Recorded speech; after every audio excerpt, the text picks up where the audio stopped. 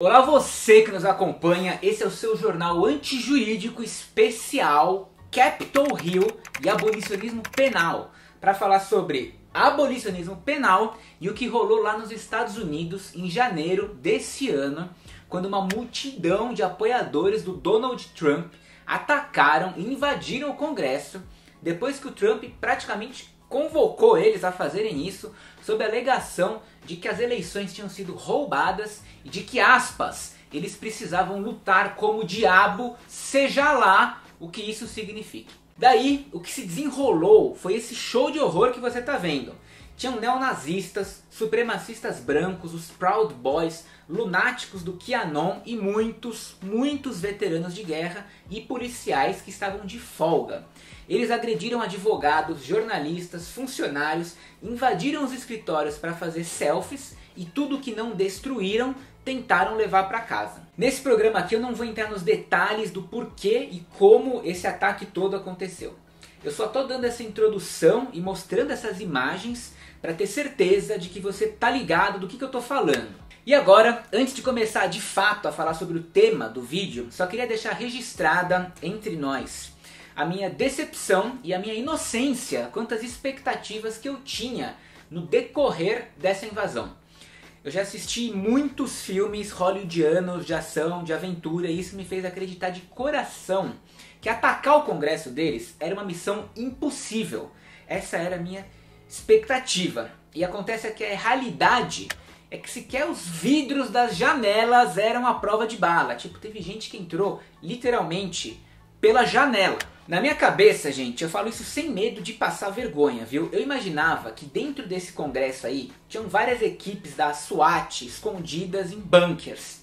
Eu imaginava vários túneis secretos. Eu imaginava que quando alguma coisa acontecia, aquelas portas de aço, de grade, fechavam automaticamente, prendiam todo mundo onde quer que você estivesse.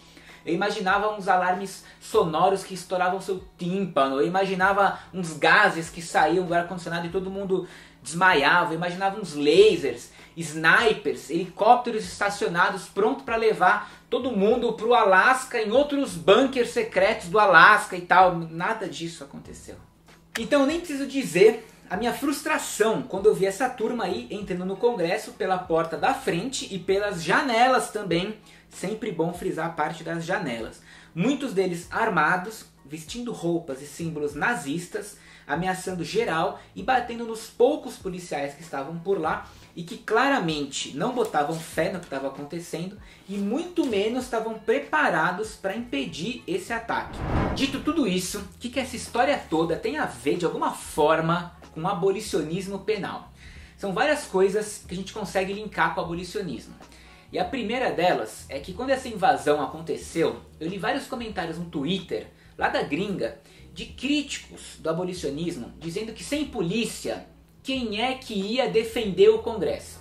Que se não tivesse a polícia ali, essas pessoas teriam capturado os políticos que estavam lá, feito sei lá o que com eles, e talvez impedido de fato a contagem de votos do colégio eleitoral que estava ali formalizando a vitória do Biden. Então, se não tivesse polícia ali, como os abolicionistas tanto defendem, o prejuízo e as consequências dessa invasão com certeza teriam sido muito maiores, certo? Errado, né, mano? Porque para início de conversa, que o abolicionismo penal, como eu sempre falo nesse canal, ele é necessariamente revolucionário e anticapitalista. Então os abolicionistas, eles não estão defendendo o abolicionismo dentro dessa sociedade, porque isso nem seria possível, né? O máximo que dá para fazer, que não seja uma revolução, são reformas. E aí existem algumas reformas que são reformas reformistas e algumas reformas que são reformas não reformistas. Reformas reformistas são apenas reformas. Então são coisas do tipo, a polícia precisa ser mais bem treinada, precisa ter mais aulas de direitos humanos e câmeras corporais em todos os policiais, em todas as viaturas. E reformas não reformistas são aquelas que fazem a gente dar um passo a caminho do abolicionismo. Exemplo, desfinanciar a polícia, cortar os investimentos, os orçamentos, o tamanho e a legitimidade dela e realocar essa grana toda em habitações públicas, abrigos provisórios, bancos de alimentos, renda básica, passe livre, programas de saúde mental e programas comunitários de autodefesa e autogestão. Para o tipo de sociedade que os abolicionistas projetam, não seria sequer possível esse tipo de organização voltado à violência que levasse a um evento extremo, que foi esse ataque aí do Congresso. Porque o modelo de construção de comunidades no abolicionismo ele é pensado justamente para neutralizar todo tipo de violência potencial, que é exatamente tudo o que se entende hoje por segurança pública não é capaz de fazer. Hoje, o que não existe formalmente nos Estados Unidos, nem no Brasil, né, é a capacidade e a vontade de identificar regiões ou pessoas que estejam preparadas para atos de violência ligados à extrema-direita e intervir nesses territórios. Seja através de educação política, ou com agentes capazes de interromper essa violência, ou seja lá o que você quiser imaginar. Até existem organizações como a Life After Hate, né, Vida Após o Ódio, que oferecem programas que buscam interromper a violência cometida por questões ideológicas da extrema-direita ou por crenças religiosas. São programas onde ex-supremacistas brancos ajudam pessoas de grupos racistas da extrema-direita a saírem dessa bad trip, daí para dizer o mínimo. E isso é muito importante, porque pensar nesse ataque contra o Congresso e ver as pessoas achando que mais policiais ali teriam dado conta do recado, só mostra como que não está claro que combater esse extremismo da direita não é simplesmente uma questão de força, uma questão de colocar mais polícia ali para enfrentar eles. Isso tem a ver com uma batalha muito mais longa e muito mais profunda sobre educação política, cultura e pertencimento. Tudo isso para dizer que para você combater a extrema-direita, você não precisa abrir mão do abolicionismo penal porque você quer a polícia para prender esses caras, porque você quer o judiciário para julgar e condenar esses caras e uma cadeia para trancar todos esses caras. Pelo contrário, é aí que você precisa abraçar o abolicionismo, porque é ele que está pensando em novas formas alternativas de comunidade, que sejam verdadeiramente fortes, unidas e seguras. E de novo, porque não custa repetir, isso só acontece com o fim do capitalismo. Como eu tinha dito, tem várias coisas nessa história da invasão aí do Congresso que dá pra gente linkar com o abolicionismo penal. A primeira delas, em como que o abolicionismo lida com a violência da extrema-direita e que tipo de sociedade que ele defende. E a segunda coisa é o seguinte, ainda que tivessem 10 mil policiais ali para enfrentar aquelas pessoas, de que polícia que a gente está falando? E eu te pergunto isso porque, como eu já disse no início do programa, muitos policiais de folga estavam presentes na manifestação e muitos policiais que deveriam ter contido a invasão apoiaram a invasão e trataram os invasores como turistas, né? Com direito a selfies e tour guiado. Para você ter uma ideia, levantamentos feitos a partir de reconhecimento facial mostraram que naquela multidão que invadiu o Congresso havia policiais de pelo menos 17 estados norte-americanos, dezenas de agentes do FBI e de todas as pessoas que foram presas nesse dia, 20% eram veteranos de guerra. E não venha você me fingir surpresa com essa informação, porque esse é um padrão pra lá de antigo.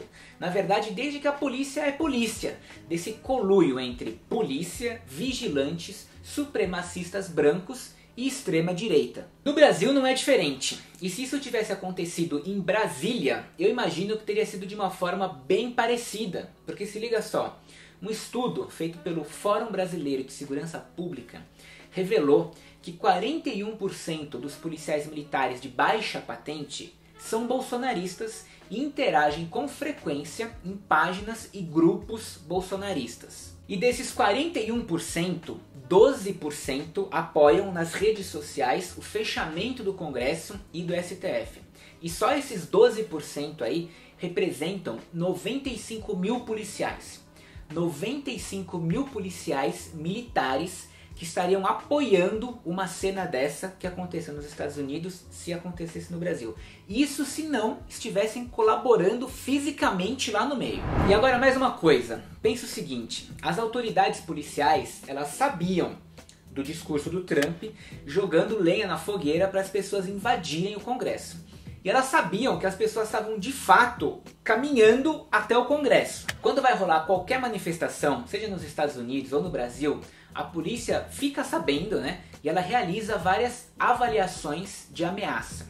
Eles sentam numa sala e conversam sobre quem são as pessoas que estão na manifestação, quantas pessoas são, o que elas querem, por que elas querem, para onde e por que elas estão indo, para onde elas estão indo, quem são as lideranças, o que movimentos que estão por trás disso aí e por aí vai. Isso aí acontece, isso é um fato, a gente sabe que rolam essas avaliações, mas o ponto é, o que eles consideram uma ameaça quando eles fazem uma avaliação de ameaça?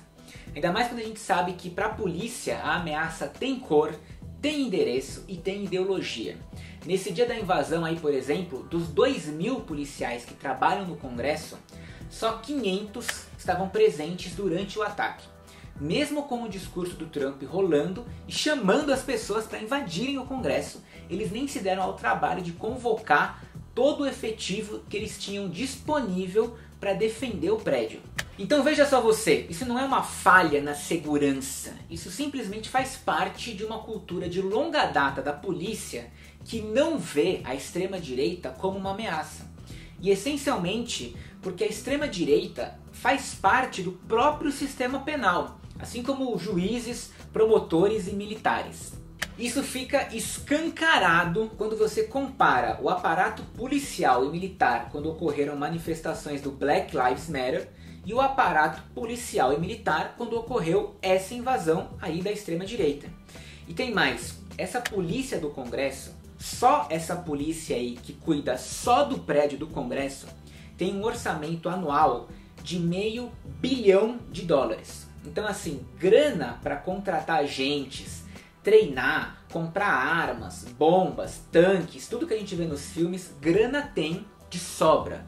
O que não teve foi vontade. $500 bilhão que na hora do vamos ver não serviu para nada. Dinheiro que foi diretamente pro bolso da indústria das armas e da indústria da vigilância sem contrapartida nenhuma.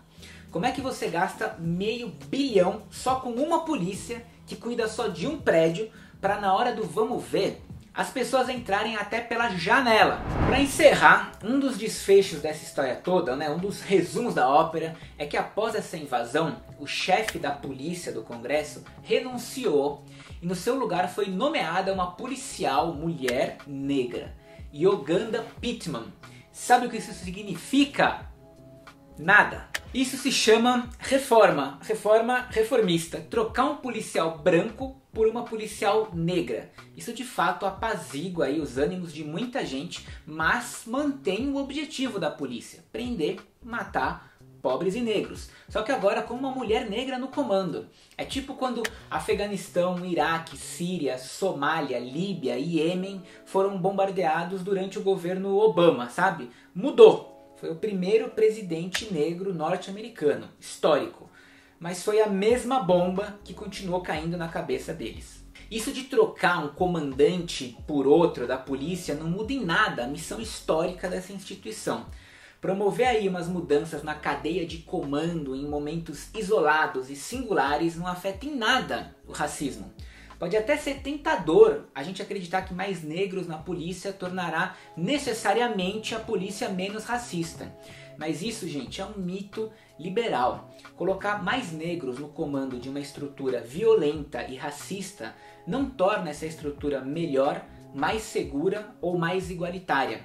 A bomba continua caindo do mesmo jeito. Já que eu citei aí de jogar bomba nos outros, tenha em mente também que os Estados Unidos ficam mais violentos internamente a cada guerra que eles se envolvem externamente. Isso também tem tudo a ver com a invasão ao Congresso e a quantidade assustadora de veteranos envolvidos nisso. Como eu disse, 20% das pessoas presas nesse dia eram veteranos de guerra. Tem até uma historiadora chamada Kathleen Bellel, acho que eu estou falando o nome dela errado, que lançou um livro em 2018 falando justamente disso, sobre como que a adesão de pessoas à Ku Klux Klan costuma aumentar quando as tropas voltam de alguma batalha. E como que recentemente tropas que chegaram do Afeganistão e do Iraque, depois de buscarem por armas de destruição em massa que nunca existiram, voltam para casa com 1 zilhão de teorias da conspiração na cabeça e são super bem recebidas justamente pelos lunáticos da extrema direita. Então é isso aí, meu povo. Espero que com esse programa linkando um pouco do abolicionismo penal com o ataque que rolou ao Congresso norte-americano, você tenha entendido melhor sobre o papel da polícia nessa história toda, sobre o envolvimento de policiais e militares na extrema-direita e nessa história toda, sobre como que não adianta mais combatê-los com mais polícia e sobre como que o sistema penal, que inclui a extrema-direita, define o que deve ser considerado uma ameaça. Vou ficando por aqui, mas como sempre, antes de seguir aí viajando pelo YouTube, lembre-se de que você pode ajudar a financiar o Jornal Antijurídico através do nosso Apoia-se, colaborando com o quanto você quiser, pelo tempo que você quiser. E que a cada programa rola o sorteio de livro pros apoiadores. E também dá para dar uma força através da nossa parceria com a editora Boitempo, comprando os livros deles nesse link aqui. Uma parte é destinada para financiar esse jornal antijurídico. E para esse episódio, o livro sorteado da vez para os apoiadores é esse aqui, ó. Corpos que Sofrem, da editora Elefante. Foi a minha segunda leitura do ano de 2021, que eu super recomendo para vocês. É um livro de artigos, então é muito fácil de ler. Então tem artigos que vão desde os efeitos psicossociais da violência, luta antimanicomial, encarceramento em massa, drogas e redução de danos, enfim.